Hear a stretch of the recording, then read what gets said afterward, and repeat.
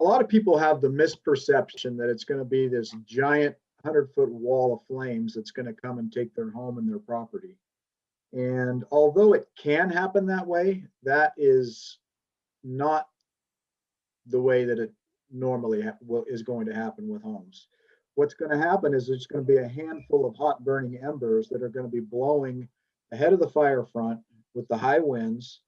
And when they run out of steam, they're going to drop. And where do they drop? They drop in communities and in neighborhoods. They drop around the house. They drop on your rooftop, where a lot of times dead vegetation collects, and you have accumulations of that on the roof and around the skylights.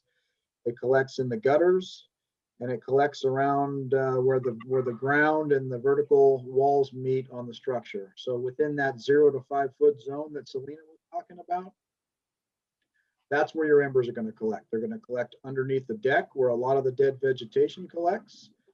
And if it has the ability to get in there and ignite that dead vegetation, then it can easily create, foot and a half flame lengths. And then what does heat do when it starts to catch things on fire? The heat rises. Above that is the deck, and the deck is connected to the house.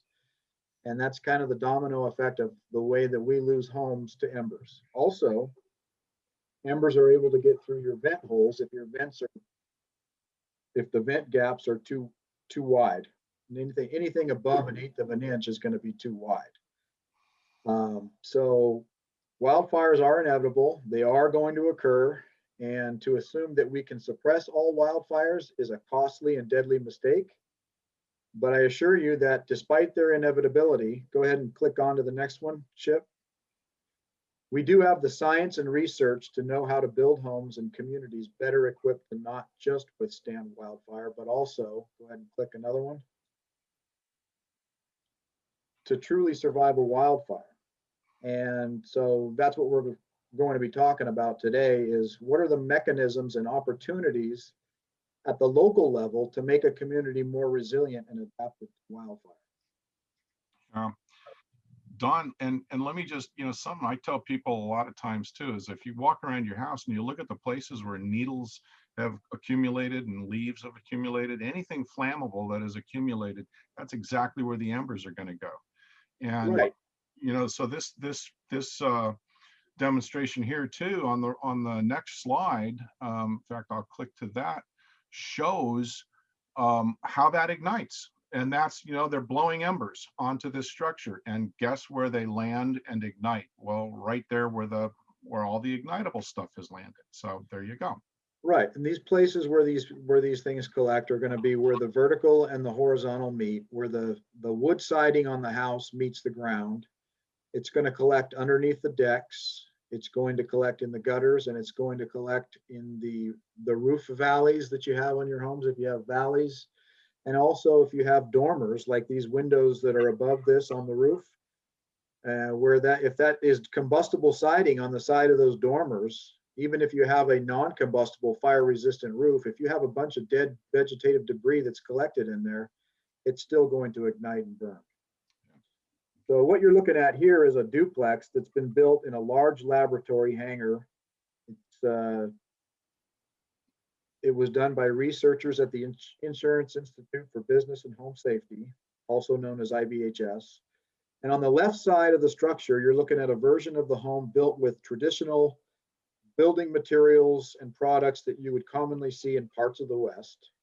And alternatively, on the right side, that version of the home is built with ignition-resistant building materials. Both sides of the home are being exposed to these larger ember columns, which are projecting thousands and thousands of tiny embers with the same velocity. So you can see on the left-hand side, things are starting to catch fire. It's probably got a bunch of wood bark around the bottom. There was some vegetative plants on the outside of that. The house on the right side was using the 0 to 5 foot non-combustible zone. So they were using non-combustible materials, gravel. The deck in front of the door was non-combustible. The siding's non-combustible. And so you can see the difference in what happens when you're not using the ignition-resistant building materials. Next slide, Chip. Skip right. Yeah, go ahead and go to the next one. So we talk about using open eaves wood shingle siding on the left-hand side. The windows were single pane, no screens. There was bark and wood chips on the left-hand side. The deck, the redwood standard spacing was where the fire first ignited. And then if you look on the other side, the eaves were closed. Siding was fiber cement board, all ignition resistant building materials.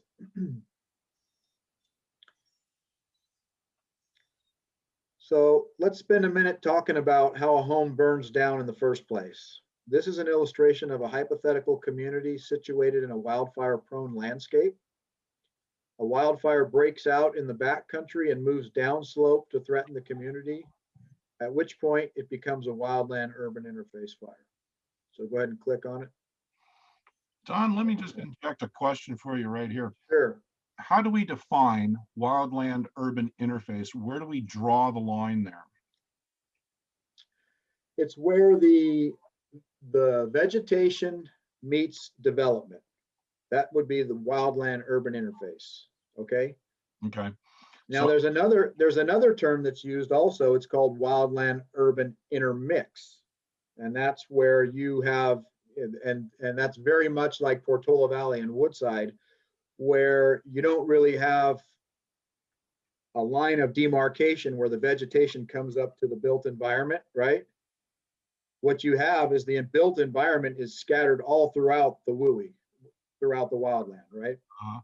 So that's your wildland urban intermix. And then your interface is where your built environment interfaces with your natural landscape and your vegetation. So like when I was a kid, I used to be able to go over here and just on the other side of the street, there was a field and you could walk to the coast. So that was basically wildland urban interface at that point. Yeah. But Right. now I've got streets all up and down the side of the hill, and in between them there's creek beds and there's some public land and so forth that's not maintained, and now I'm in an intermix. Correct. And a way to look at that too is if a lot of us have all driven up and down 280, and if you look to the west off of Highway 280 and you see that watershed and all those, that mountainous terrain with all those trees, and it's just dotted with homes underneath. You can't see them all because they're underneath the trees, but all of those homes that are intermixed into there, that's your wildland urban intermix right there. Okay. Okay.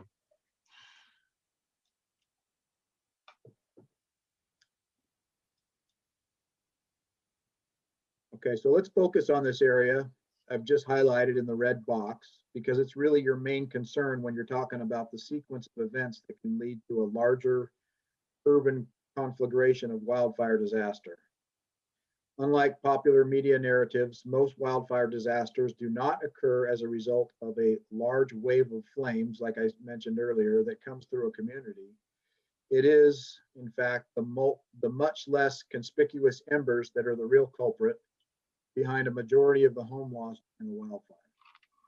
But what happens is these embers, they get lifted in these convective currents from these wildfires and then they all have these high winds that are associated with them. And once they're lifted in those convective currents, they get blown ahead of the wildfire in front of the flame front. And then they start dropping, into neighborhoods, communities. And that's where we get multiple spot fires or multiple fires that begin.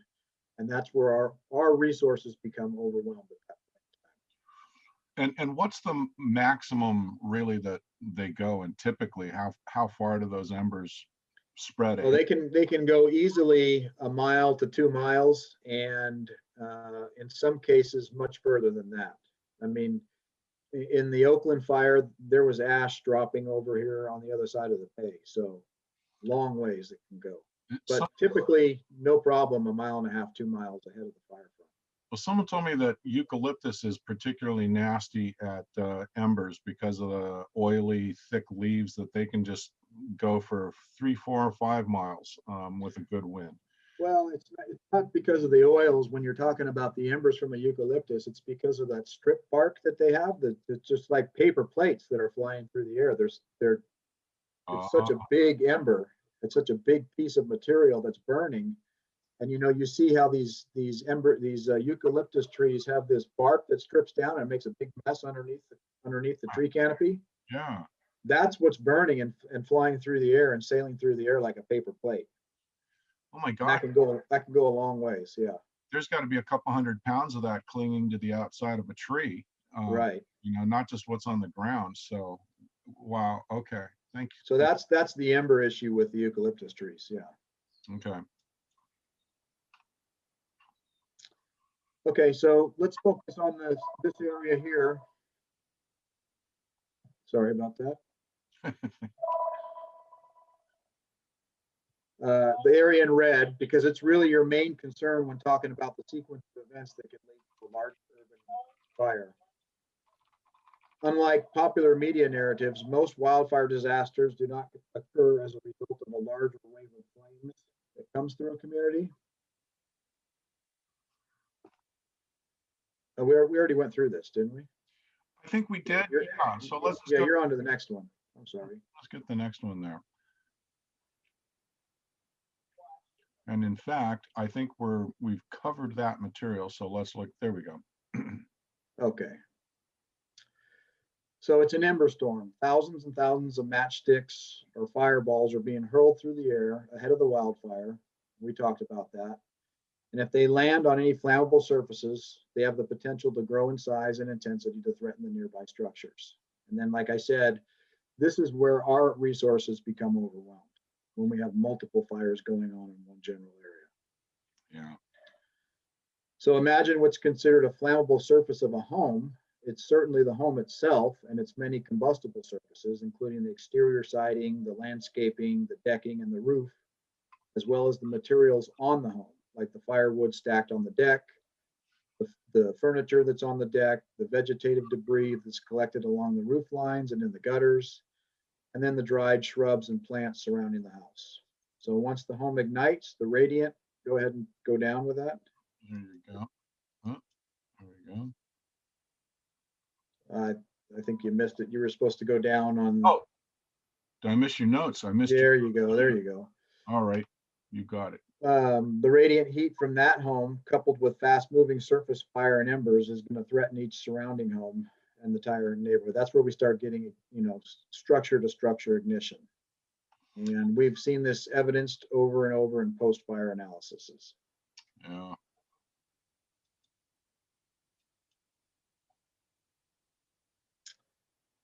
In nearly all wildfire disasters, you see completely destroyed homes surrounded by unburnt vegetation.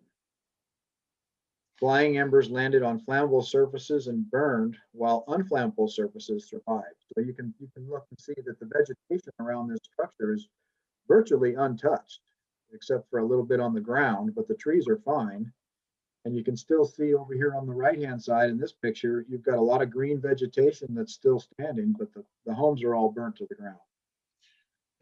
Something that struck me the first time I saw one of these pictures is that you always think that trees are just so easy to burn, but in fact, in this fire, you see that the houses were easy to burn and the trees were fairly resistant there. The healthy, well-watered, and so forth. That's a key point that you just said right there. Is Chip, is that they were well watered and well irrigated. Right now, this year, the way things are this year, I don't think you're going to find that happening this year. There's not a lot of moisture in our vegetation right now. Right. Also, what about because of the fires last year? Does that have any impact on like that land, that area, in terms of this fire season? I know that it impacts it when it's rainy because there's no growth to like hold the land together, so mudslides and flooding happens. But what about in terms of fire season for the areas that have been burnt already? Well, as far as like the CZU fire, those kinds of areas, there's no fuel left over there at this point right now. So it's just mostly vulnerable landscape. I mean, it just means that it's just dead earth, or it's earth with no supporting vegetation. Where the real danger came in for those areas was, if we would have had more rain this year, and we would have had any kind of issues, it would have been with the mudslides and land movement. Right. But going into fire season this year, there's no fuel left over there. It's all gone. So, Okay. but on this side of the hill and, you know, up and down this watershed, there's still a lot of fuel left, and it's dry. It's very dry, and there's very little moisture in that fuel. And that's why we're seeing San Mateo, Santa Cruz unit is putting a ban on all of their agricultural burns. They're not allowing them to happen anymore because we've already had some issues with it earlier this year where some of those burns have gotten out of control, and you know, they've taken up some of our resources to have to put those out. And so they've just decided to put a ban on it. They've stopped it for this year. It's just too critical. Amazing. Well, do you want to talk about this one some more? Or do you want me to go on here, Don? We'll go on to the next one, Chip. Let's see what we got. So in another example, in Wenatchee, Washington, the Sleepy Hollow fire in 2015 burned down an apple processing facility located in downtown district of the city. And while the main wildfire front burned in the foothills of the community, embers cast more than 2 miles ahead of the fire penetrated into downtown, landing on wooden pallets being stored at the facility's parking lot, and started a fire that grew large enough to burn down the facility's main building. Wow. Wow. Wow. So 100% compliance is required, and it will not work if it's left up to homeowners and voluntary measures. One burning home will expose neighboring homes and threaten an entire neighborhood and community. And this is where, let's see. Did I miss it? The home ignition. I think it goes down a little bit, doesn't it there? No, there was nothing below that. Okay. I think we just go into the home ignition zone, our new zone 0 that is becoming very popular. Well, yeah, and the home ignition zone is out to 100 feet, and it can go beyond 100 feet if the home is situated at the top of a slope. Fire travels uphill very much like water travels downhill. So if you have a home that's at the top of a slope, you're going to want to increase that distance, that defensible space distance, out to maybe even 200 feet. But generally on flat ground, you want to get at least 100 feet away from the structure where you have either removed or reduced and replaced the vegetation so that the radiant and direct flame contact can't come in contact with the structure. We know that if we can keep that radiant heat more than 100 feet away from the structure, that it's highly incapable of being ignited. And if the home doesn't ignite, it doesn't burn. So we really need to concentrate on that defensible space in that 100 feet around the home. And the most critical is that 0 to 5 foot zone. In that 0 to 5 foot zone, there shouldn't be any kind of combustible vegetation. Most of your vegetation in that zone should be, you know, your low growing, like just your basic ground cover, you know, nothing higher than about 18 inches. Things that are, you know, that hold a lot of water, and then no kind of wood mulch or anything like that in that 0 to 5 foot zone. It should be, you know, concrete or rock or stone, anything that's non-combustible. Plants near windows is a bad idea because that radiant heat can crack those windows, and then now you have a big giant 3x4 or 4x4 opening for those embers to get inside the structure, which everything inside the structure is combustible. So dual pane windows, tempered glass on the exterior, no vegetation in that 0 to 5 foot zone, and try to keep it all non-combustible. And then as you move out from that 5 foot zone out to 30 feet, you can have vegetation out there, but it should be it should not be continuous. It should be separated. You should have islands of vegetation. Your trees should be separated by about 10 to 15 feet at the crowns, and your ladder fuels should be limbed up from the ground up to about 6 to 8 feet off the ground. And then as you move from that 30 foot zone to 100 feet, you can have a little bit more vegetation in there, but again, you want your tree crowns to be separated. You want your ladder fuels to be up off the ground, and just continue that out, especially if you're on the top of a slope, then you want to go out to 200 feet using the same type of theory. Yeah. Don, I have a question about, somebody who had questions about mulch, as well as wood chips. What are your opinions about having that? So mulch and wood chips should not be in the non-combustible zone, in that 0 to 5 feet. Beyond that, it's okay to have it out there. You know, it's not like mulch. Well, gorilla hair, you know, some people, I don't know if you've seen the gorilla hair, is like the bark off of a redwood tree. Yes. That I would say would be the one type of combustible mulch that I wouldn't want on my property. But other than that, wood chips, bark, that kind of stuff, as long as it's not in that 0 to 5 foot zone, it's fine to have out there. It's not going to create any kind of a flame length. It's too dense to do that. And if the embers get in there, they're not going to create a flame length that's going to ignite anything. It's just going to kind of smolder in the ground away from the house. Let me interject another little question here. Just kind of an interpersonal politics thing. And my home is a perfect example of this. One corner of my home is about 30 feet from the fence. And on the other side, the homeowner's property is not what I would consider part of my 100 feet well-maintained. How is there anything in the code that says, well, that guy's got to like cooperate with me to maintain the 100-foot safety around my home, even though it's not encroaching on his home? Yeah, so we have a perimeter property line ordinance in Woodside that says that on the outside perimeter property line of your property, you need to clear back into your own property 50 feet of all the flammable fuels that exist on that property line. So Scotch broom, coyote brush, your tall annual grasses, any dead wood or dead trees that exist within that zone, that's all supposed to be removed per the fire code. And what that does is it creates a 100-foot buffer between properties, between property structures. Okay, so your property and your neighbor's property, you now have a 100-foot buffer that is a fire break in between your properties. And so that's how we've solved that problem. Good to know. Thank you.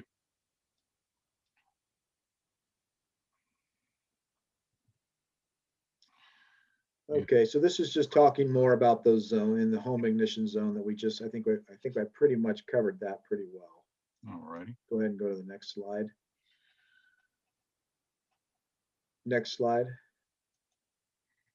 These are some of the, for your landscaping, some of the things that you can use.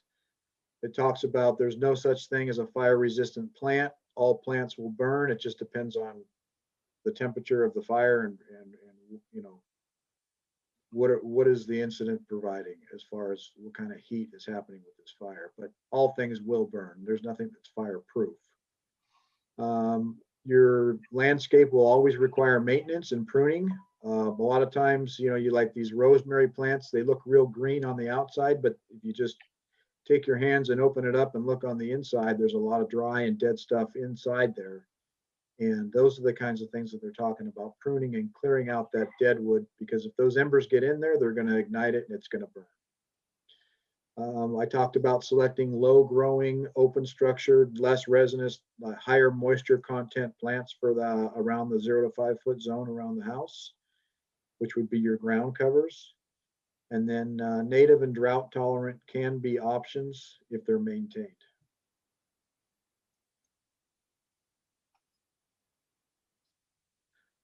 Land use planning tools can help. And by land use planning tools, I'm talking about the tools that are already part of the land use planning toolkit that can be used to integrate wildfire mitigation into the development and planning process. Planning options like regulations, covenants, standards, ordinances that determine how, where, and under what conditions homes are allowed to be built in high wildfire hazard areas. And then also options that allow a community to develop alongside the inevitability of wildfire occurring. And we'll talk a little bit during the Q&A, I'll talk to you a little bit about some of the help that we're getting in this department through a grant that we applied for and received for this year.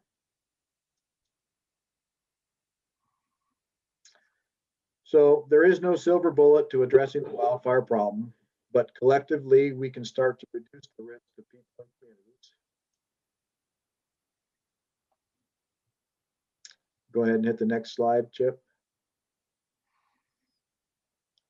Creating change is going to take all of us, homeowners, HOAs, builders, designers, planners, land managers, local government, and the building codes.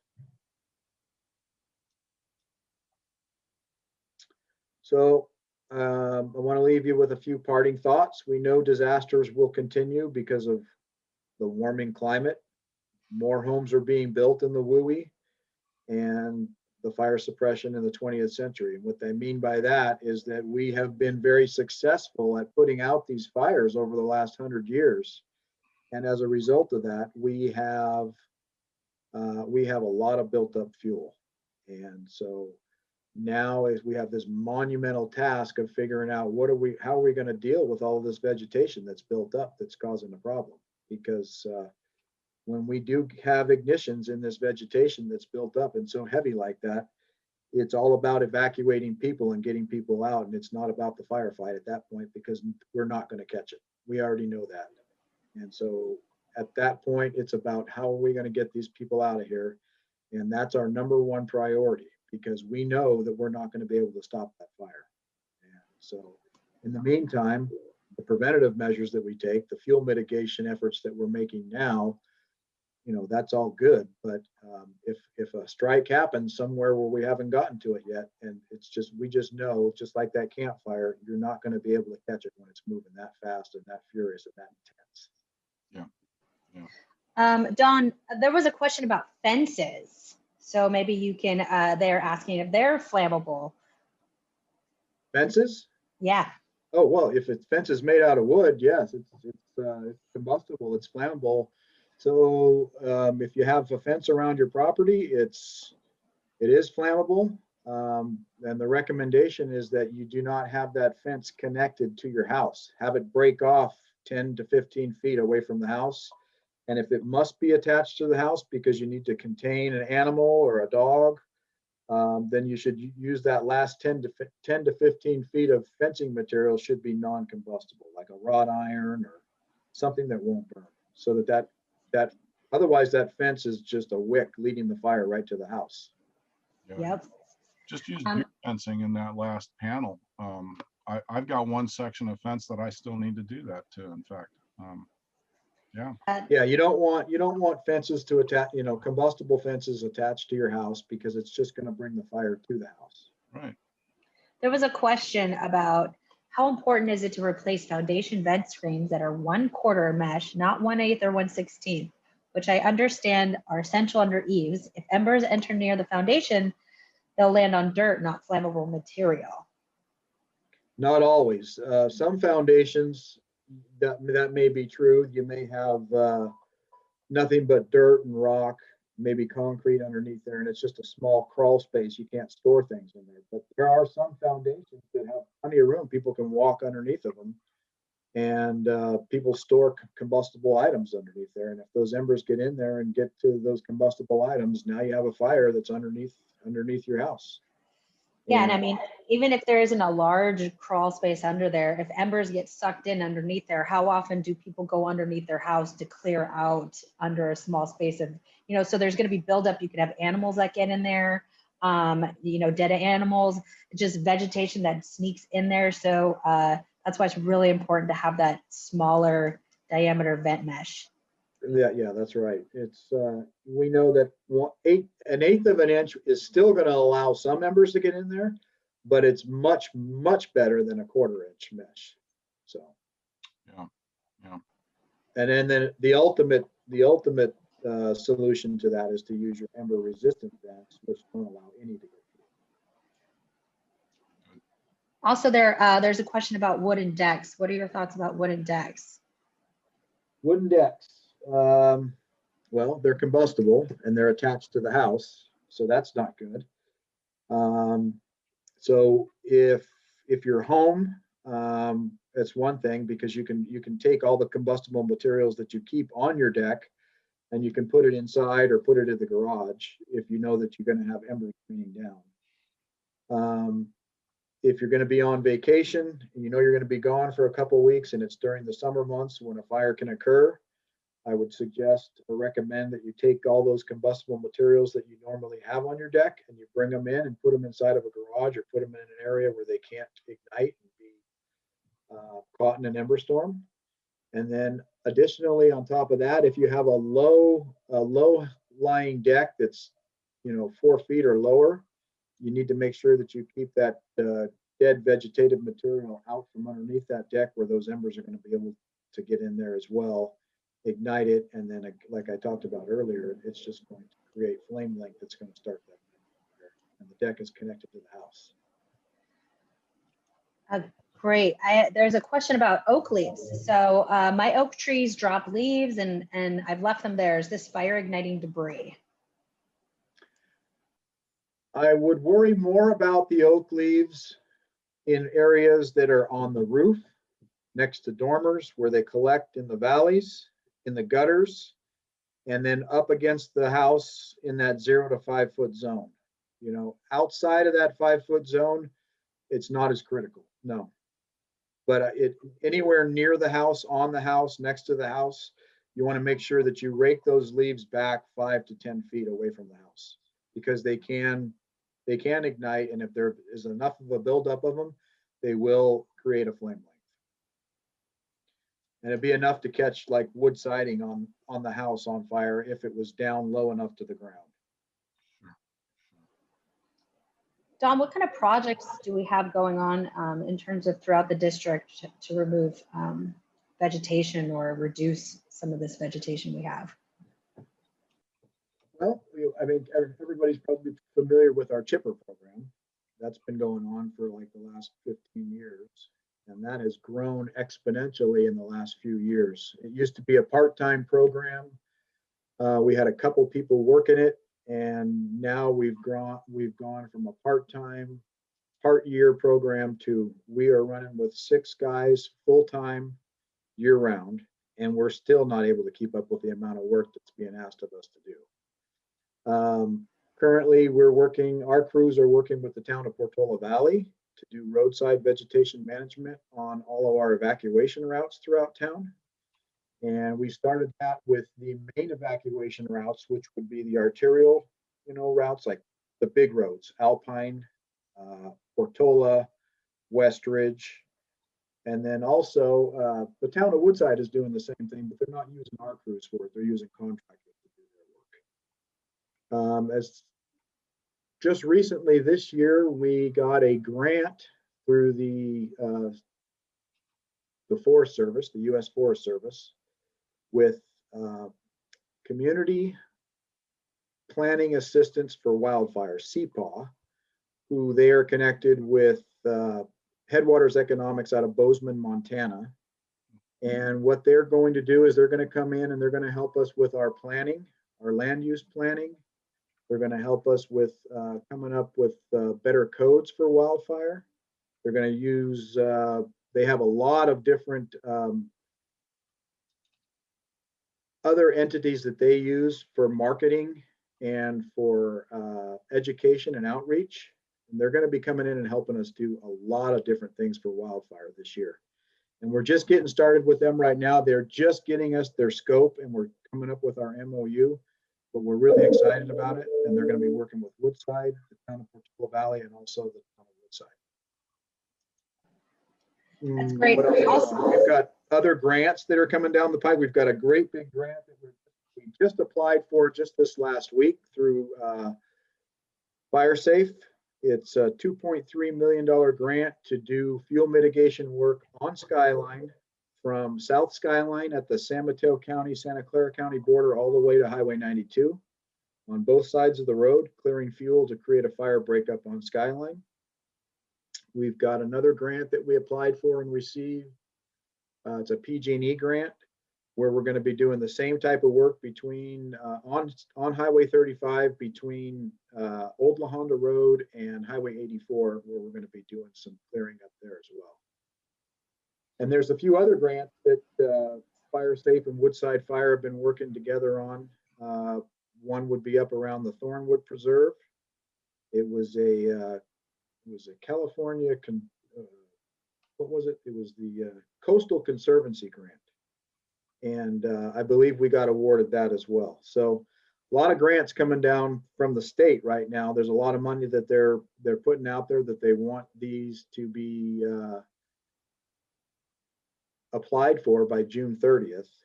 And then the money's going to be coming right back down the pike real fast after that. So you're not busy at all, basically.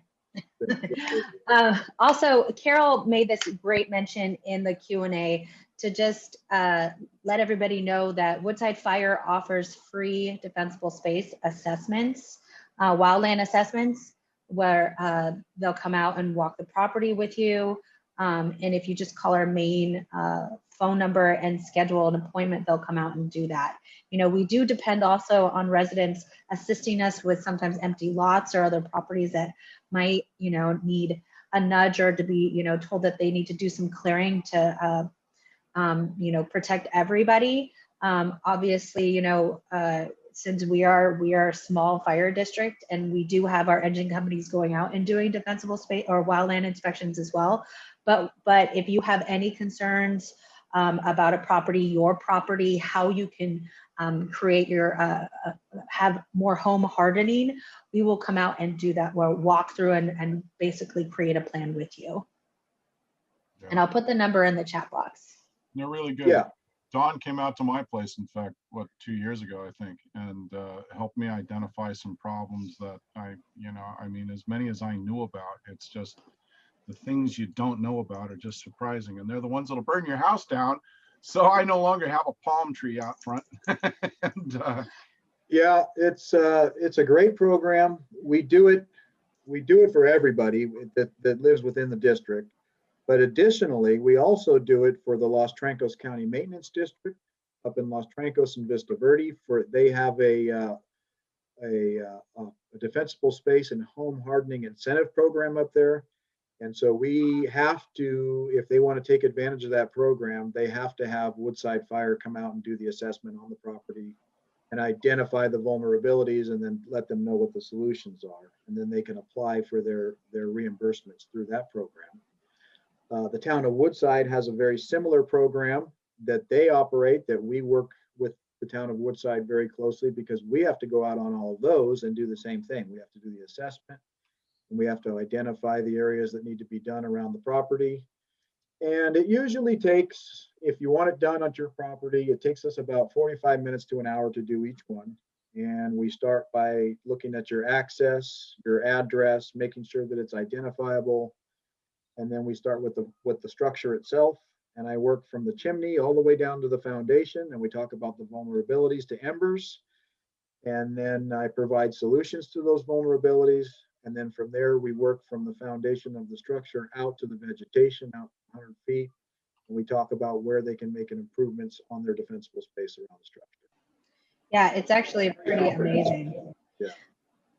so this sounds like a lot of new money coming from the state. Is this part of the money that was announced last year that was going into fire mitigation and so forth? It sounded Yeah, like from the governor Newsom, you heard about it was like $536 million or something like that that's coming down from the state. And yeah, so these are all in the form of grants, some of which we've applied for already, and hopefully we'll get those. And there's more money, and we're also, between Woodside Fire and there's a lot going on. I have to remember it all. sure. But we also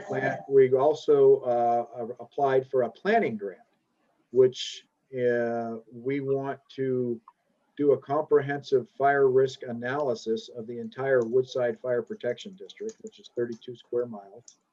And we're going to identify those areas in the district that are of high priority where we need to do work. And then once we're able to identify those areas, and then we can look at the infrastructure around those areas, we're able to prioritize where we want to start doing our vegetation management work. Okay. And then what that also does is, if we have that comprehensive fire risk analysis map, that'll help us get future grants down the road too, because we have something to use as a tool for that. Well, that helps to answer Another question I saw here, someone was talking about, what are the highest risk areas? And Windy Hill, for instance, and so forth. That's good. So that map will help us identify what those areas are, and then we can start looking at what are strategies that we can use to reduce those risks. Do you think that the state and fed are going to continue putting money into this over the next few years, or do they realize that this is a long-term fight? I think they realize it, yeah. Good. And I think that they know that they're going to have to be putting money into this in order to solve this problem, to get ahead of it and to reduce the risk. It's less expensive. Yeah. Don, what about all the work that's been done on La Honda Road with like the eucalyptus trees and the fuel break? Well, that was another by grant Fox that Hill. it was a Highway 84 grant that's coming to a close pretty soon. We got as much work done on that as we could. With Highway 84 being such a busy road like that, there's a lot of traffic issues up there that we have to deal with and trying to get that work done. Recently, when they took the eucalyptus trees off of Highway 84 and it was going to be closed during the hours of 8 to 4 in the afternoon, we took advantage of that time to get our crews up there and get some more of that vegetation management done on the side of the roads. And we were able to get a good week's work, another additional week's worth of work done up there when they were taking those trees out. But I think, we want to try to maintain that in the future, but it's a difficult one because, we're going to have to get more grants for it. Number one, because this one's coming to an end. Yeah. And also, it's just the amount of traffic that's on that road. It makes it difficult To do anything. Do we want to talk a little bit about Firewise here? I know we're hitting 5, so if anybody needs to leave, we really appreciate your guys' attendance today. We had a really, really good turnout, but I do want to mention Firewise before we finish or answer any more questions, because I think it's a really important program that we're starting to push. I'll let you handle that, Don, since you're the pro. Yeah, so Firewise is, it's a great program. And there's a lot of benefits to it. One of them being that, and I know this has been kind of controversial lately because USAA was one of the insurance companies that provided you a discount if you were a Firewise community and a certified Firewise community. But now, from what I understand, USAA is also one of the insurance companies that's dropping a lot of people in our area too as well. So. But they're not the only ones. There's a lot of that that's going on right now. I deal with it almost on a daily basis. But the Firewise program is great. I think it's perfect for Woodside Hills and other communities that we have. We only have one right now, Portola Valley Ranch, that's certified Firewise community. But in my opinion, I think by the end of this year, we could have 8 or 10 Firewise communities because we're already set up for it in a lot of areas. We have committees that are already in place. We have budgets that are already in place. Those are all part of the preliminary qualifications for becoming a Firewise community. With our setup with WPV-Ready and the way we're set up throughout our district, that makes a lot of our areas ideal candidates to become Firewise communities because we already have some key players and key leaders in our neighborhoods that are already set up to help accomplish this. And we have a lot of good volunteers. We have a good network through WPV-Ready. And I think by the time the end of this year comes, I will be able to put at least another 5 or 6 Firewise communities together throughout the Woodside Fire Protection District. Yeah, hey, and I hope if we get 5 or 6 in the fire district here, that we'll be able to go back and start talking to insurers about, this. Absolutely. Thing, yeah. Go from not only don't cancel our policies, but give us a break because we're working hard to make your job easier. So this will be the first assessment that I will participate in because probably the biggest hurdle to becoming a Firewise community is just to get through your assessment.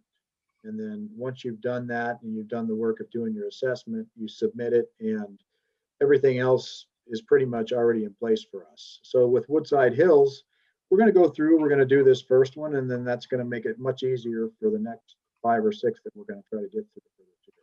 Yeah, and just so everyone knows, I'm in Woodside Hills, and we started kind of working on this a couple of years ago, and working with Don and putting together our team of people to do the presentations to folks and whatnot. And then the plague hit, and now we're firing it back up again. And this is our really the big thing, is to go around and do the assessment, and that gives you a baseline that tells you how many dangerous roofs do I have, how many bad trees, how many overgrown properties, and you get a percentage. And then over the next year, you work on getting that number down.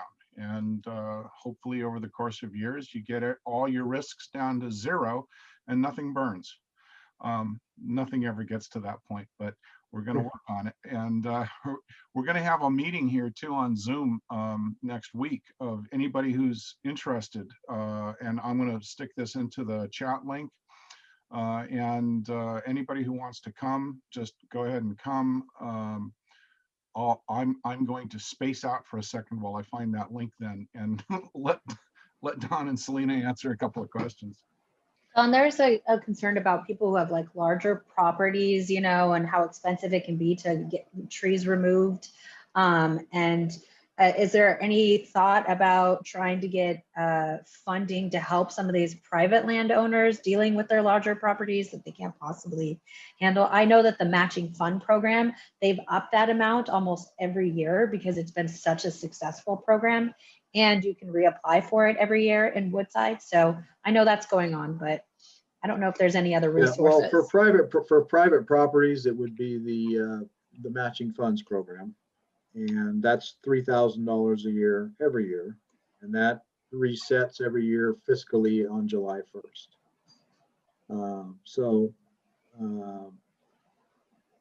That's a tough one, you know, because for private homeowners or landowners, grants aren't always the answer. It doesn't always work that way. Yeah. But we do have the town of Woodside's, you know, matching funds program, which helps.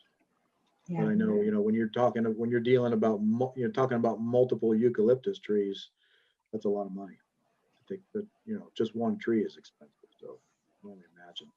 We have a resident here who said that PG&E's contractor trimmed trees in the neighborhood 2 months ago, and they still have not picked up the piles of trimming they left in the yard. It's drying out, and it's a potential fuel source. Is there a problem in other places, or is it just their neighborhood? That's a problem across the board. I get calls like that weekly, daily.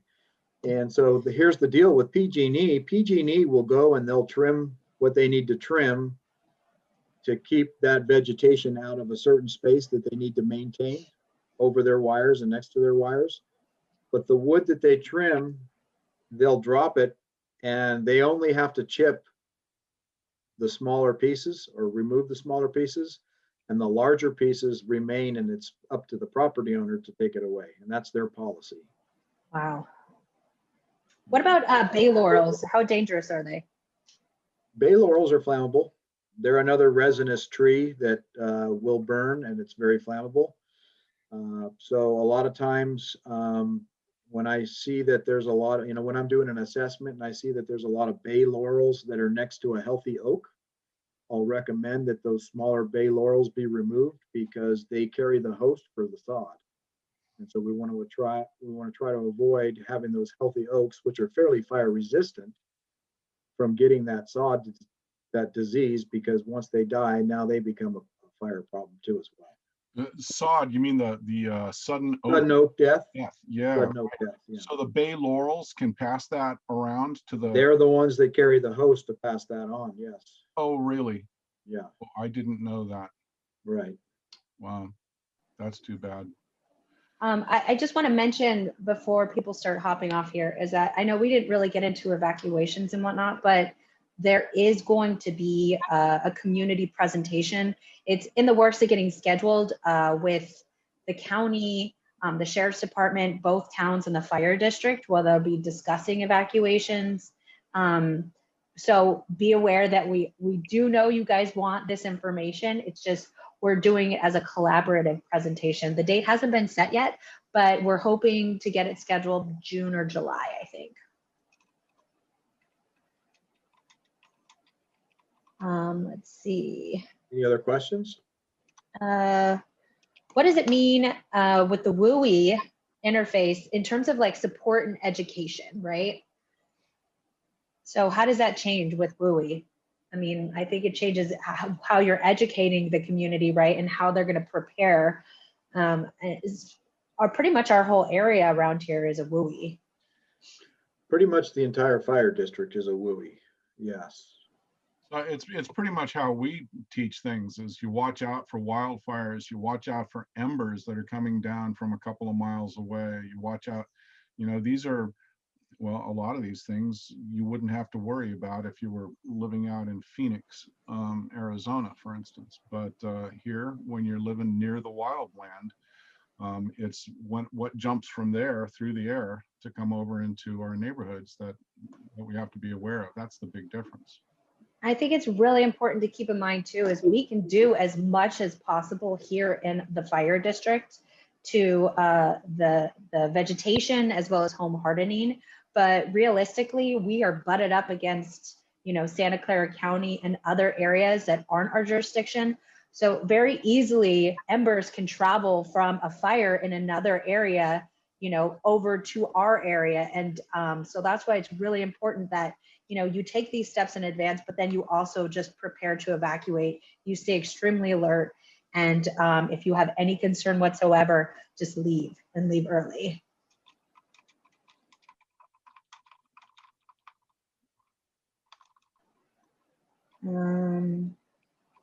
Yeah, and let me reiterate that is that we have many areas in our district that if everybody in that area tries to evacuate at the same time, there's not enough road. So when you get a warning, just leave. If you think that maybe the fire is going to be heading your way and you've been thinking about spending a few days someplace else, go there. Leave early, leave often. It costs you nothing to not be here, or maybe a little bit, but it's worth it to not be here in case there's an evacuation order. I believe it's true that almost everybody who has died in these wildland fires over the last few years died because they left too late. So just don't be one of those. Leave too early. There's no shame. You got to remember too that, if you look out your window right now today, it's clear. You can see there's nothing obscuring your vision. It's not going to be like that during a fire. You're going to have smoke. You're going to have embers. You're going to have panicked drivers that are going to be on the road that when they're like that and they're in that condition, they do crazy things. They may just, if the traffic gets to be too bad and people are having to wait like they did up in Paradise, people will just park their car and get out and start walking or running. And now they've got cars that don't have drivers in them that are blocking the roadway. You've got people trying to move large animals with trailers that aren't very familiar with how to use a trailer. There's a lot of other situations and scenarios that apply when it's actually happening. And so getting out early and avoiding all of that, if you can, is your best situation to be in. Exactly. And it being Wildfire Awareness Month, I hope you guys have all, been getting the messages that we've been pushing out. Next week is the last week we'll be pushing out messaging. But this whole month we've been trying to bring a little bit more awareness. Hopefully you've seen the banners. And if you have never had a defensible space inspection assessment of your property, I definitely recommend it because, they will give you a lot of information and it may be a little overwhelming, but understand that a lot of them are recommendations and they will try to work with you too. So they'll give you all of the information, but they will try to make the best plan that suits you and what you should do and the steps that you can take to get it to that optimum point. Dawn, is there anything that you just want to add here at the end? You've done such a great job. Is there any way for you guys to pass out through WPV-Ready documents if I give you an electronic document? Because I can, what we can do is there's a guide that I made up that is designed for the homeowner to do a self-assessment, and it walks you through the process. Absolutely. And And so the way I designed it is it's got 3 columns. The first column is the condition found around the house. The second column is why does this matter? Gives you an explanation of why it matters. And the third column is what can I do about it? And all of that information is the most updated information that's available. So Yeah. if I could get that to you, Chip, maybe you can get that out on WPV-Ready for anybody who's interested. They can look at that ahead of time. They can keep it after the assessment, after I go through it with them as a refresher as to what I talk about, because I follow the same system every time. And Yeah. that might be very helpful for some of these folks to have that. You And know, for people who hopped on a little late here, I just wanted to plug the WPV. We keep saying WPV Ready, right? Well, it stands for Woodside Portola Valley Ready, and it's our community program to help residents get prepared for emergencies, right? So we encourage neighbors helping neighbors and organizing. And Chip's role is our committee chair for WPV Ready. He's also on our board. We didn't really officially introduce him. He's heavily involved in all of this stuff. And if you guys don't know who I am, I'm Selena Brown. I'm the Public Education Officer and Emergency Preparedness Coordinator for the Fire District. So we all work together constantly. I'm a shared resource between the towns and the Fire District as well. I want to plug one more time, please subscribe to our YouTube channels as well as our social media. You know, we've got Instagram, we have Twitter, we have Facebook now. We're trying to just network and stay connected. As well, Dawn will be giving us these handouts and we'll be pushing it out. We do have a groups.io, which is a great discussion forum for people to post questions and share information. And it's a WPV Ready forum, so our groups.io. So if you haven't heard about that, Chip, maybe we could put that in the chat box too for people. yeah, I'm gonna put that there right now.